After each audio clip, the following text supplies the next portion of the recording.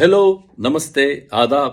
Welcome to KSP View for another round of movie review. ఇవాళ నేను చేయబోయేది test. ఈ సినిమా డైరెక్ట్గా నెట్ఫ్లిక్స్లో వచ్చింది, నాట్ ఇన్ ది థియేటర్స్. వచ్చి దాదాపు 2 weeks అయిపోయింది. And they wanted to I think cash in or capitalize during the IPL peak season, cricket season కాబట్టి బాగుంటుంది అనుకున్నారు. కానీ ఫస్ట్లోనే చెప్తున్నాను, నేను నయనతార ఉంది, సిద్ధార్థ్, మాధవన్, మీరా జాస్మిన్, బ్యూటిఫుల్ కాస్టింగ్. ఇంత కాస్టింగ్ ఉంటే డెఫినెట్గా Siddharth and Madhavan thinking brains కాబట్టి బాగా ఆలోచించి సినిమా ఒప్పుకుని ఉంటారని అనుకున్నాను. కానీ డిసప్పాయింట్కి లోనయ్యాను. ఎందుకంటే first half of the movie very very slow pace. అంత స్లో పేస్ చూడడం చాలా కష్టం, ఎస్పెషలీ క్రికెట్ సీజన్లో ఊపు ఉత్సాహం T20 టైం కాబట్టి. రెండోది ఏంటంటే ఆ సినిమాలో మల్టిపుల్ పాయింట్స్ ఆఫ్ వ్యూ ఉన్నట్టు నాకు అనిపించింది. For example, it opens with Siddharth last test match ఇది ఆయన కెరియర్లో అని చూపించడం, ఆయనకి బోర్డు వాళ్ళకి ఏదో చిన్న మీటింగ్ అవ్వడము, వాళ్ళకి చెప్పకుండా ఆల్రెడీ డిసైడ్ చేశానని, తర్వాత నేను మీడియాకి వెళ్తాను బెదిరించడం, తర్వాత ఓకే నువ్వు ఆడు లాస్ట్ టెస్ట్ మ్యాచ్ ఆడు బాగా ఆడని చెప్పడం, ఇది ఒక బ్యాక్డ్రాప్లో చూపించారు. సో వాళ్ళు ఎలా మేక్ బిలీవ్ చేశారంటే ఈ యాంగిల్లో చూడాల్సిన సినిమా ఇదే మెయిన్ పాత్ అని చూపించారు, కానీ అది కాదు. నెక్స్ట్ ఏంటంటే Madhavan is a husband of నయనతారకి ఈ సిద్ధార్థ్ ఫ్యామిలీకి లింక్ ఉంటుంది. ఎందుకంటే నయనతార వాళ్ళ father some kind of a coach, mentor to Siddharth son is a student in Nayanthara school. ఇదంతా క్లారిటీ ఉంది, చిన్న చిన్న విషయాలు కాబట్టి. బట్ మాధవన్ MIT యూనివర్సిటీలో 2 PhDs చేస్తాడు, డాక్టరేట్ చేసి వస్తాడనమాట. ఆయనకి ఏదో ఒక ప్రాజెక్ట్ ఉంటుంది, పెట్ ప్రాజెక్ట్. అది గవర్నమెంట్కి ఐడియా సెల్ చేయాలి, మనకు డబ్బులు వస్తాయని చెప్పి ఆ పనిలో ఉంటాడు. నయనతార నమ్మిస్తాడు. బట్ యాక్చువల్లీ ఇంకో వేరే డ్రామా నడుస్తుంది ఆయన లైఫ్లో. ఒక చిన్న చీటింగ్, మోసం, తెలుసో తెలియకో కావాలనో మరి అవసరం బట్టి చేస్తాడు, కానీ ఒక చిన్న జరుగుతుంది with Nayanthara. And Nayanthara I don't no, she just puts up with some disappointment.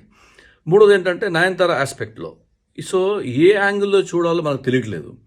అటుపోయి ఇటుపోయి ఏం చేశాడంటే తీసుకొచ్చి మ్యాచ్ ఫిక్సింగ్ దగ్గర పెట్టేశాడు. ఎవరో ఒక గుండా అనుకోండి, some big force is trying to match fix through the hero. ఇంకోటి చెప్పడం మర్చిపోయాను, హీరో పేరు దాదా అంట. ఎలా పెడతారండి దాదా? నేను పెద్ద గంగూలీ ఫ్యాన్, చాలా హర్ట్ అయ్యాను నేను. ఎందుకు పెట్టాలి దాదాని? దానికి జస్టిఫికేషన్ లేదు, డ్రామా లేదు, ఏం లేదు. ఎనివే అది పక్కన పెడితే, సో ఒక వర్గం వాళ్ళు ఇతని సిద్ధార్థ్ని ఏంటంటే మ్యాచ్ ఫిక్సింగ్ కోసం ట్రై చేస్తూ ఉంటారు, ఆయన ఒప్పుకోడు. ఈ విషయం మాధవన్ తెలిసి మాధవన్ ఇంకోలాగా ఒప్పుకుంటాడు, వాళ్ళ అబ్బాయిని కిడ్నాప్ చేసి ఆయన కావాల్సినట్టుగా ఆడుతుంటాడు. అది మాధవన్ క్యారెక్టర్కి సెట్ అవ్వలేదండి. అంటే మాధవన్ విల్లలాగా చేశాడు, కానీ ఇది నయనతార హస్బెండ్ చాలా మంచివాడు, దేశానికి ఏదో ఉపయోగపడే ప్రాజెక్ట్ చేస్తున్నాడు అని చూపిస్తూ ఈ గ్రే షేడ్ చూపించడము, నయనతార మోసం చేయడము, somehow it didn't SIT well with the script. I'm being very honest with you. So ఇలా సాగిపోతూ ఉంటుంది ఈ కథ. అండ్ ఒక ముఖ్యమైన విషయం చెప్పాలి ఏంటంటే, మ్యాచ్ ఫిక్సింగ్ అనేది కాన్సెప్ట్ ఈజ్ వెరీ ఓల్డ్ అండి, outdated. Nobody wants to talk about it. ఎందుకంటే I think there is no truth also. I'm not here to say truth ఉందా లేదా అని. బట్ దాని గురించి ఎవరు పెద్దగా పట్టించుకోవట్లేదు. అడపా ఏదైనా మ్యాచ్ వాళ్ళకి ఇష్టం లేని అటు ఇటు అయితే అంటారు, కానీ ప్లస్ ఆ సబ్జెక్ట్ తీయర్ అనుకుంటే ఆల్మోస్ట్ 4 to 5, 6 years బ్యాక్ ఒక సిరీస్ వచ్చింది, ఇన్సైడ్ ఎడ్జ్ అని, ప్రైమ్లో. అది అద్భుతంగా తీశారండి, very gripping tale, what all could happen అనేది బాగా చూపించాడు. సో మ్యాచ్ ఫిక్సింగ్ అని చూపించి, మ్యాచ్ ఫిక్సింగ్ ఒక పెద్ద విలన్లాగా పెట్టి ఈ 3 క్యారెక్టర్స్ మధ్య డ్రామా నడిపిద్దామని అన్న ఒక ఐడియా ఏదైతే ఉందో అది వర్కౌట్ కాలేదు, అది ఫ్లాప్ అయింది. Moreover it's a very very slow paced movie. సినిమా చూడకముందే బాగా ఆకర్షించే కాస్టింగు, ఈ మూడ్ ఆఫ్ ద నేషన్, ప్రస్తుతం క్రికెట్ ఏదో బాగుంటుందేమో, కొత్తగా చూపిస్తాడేమో అని అనుకుంటే పోయిందండి. I don't know, what I'm disappointed is, okay సినిమాలు కొన్ని హిట్ అవుతాయి పోతాయి, కానీ సిద్ధార్థ్ అండ్ మాధవన్ లాంటి వాళ్ళు ఎలా ఒప్పుకుంటారు, what goes to the mind అనేది నాకు ఎప్పుడు అర్థం కాదు. అంటే this is not a criticism, I'm just questioning my self. And thank God ఈ మూవీ థియేటర్ రిలీజ్ కాలేదు, ఎందుకంటే ఇంత స్లో పేస్ థియేటర్లో చూడడం చాలా కష్టం. ఎనీవే వాళ్ళు తీశారు, నెట్ఫ్లిక్స్ తీసుకున్నారు, మనకి సమ్మర్లో ఫ్రీగా వస్తుంది, చూస్తున్నాము. But let me tell you, some times only ఫ్రీగా రావటం కాదు, మనం ఎంటర్టైన్మెంట్, లీజర్ ఎంజాయ్ చేసేవాళ్ళము. We don't mind paying little bit of money and going to the theatre to have a good experience of the movie. Theatrical experience అనే కాకుండా ఒక మంచి screen play, beautiful story, okay. అది ఉంటే బాగుంటుంది. అది లేదు ఈ సినిమాలో. So because it's on the Netflix, if you're already subscriber of it, there is nothing to say watch or don't watch అని.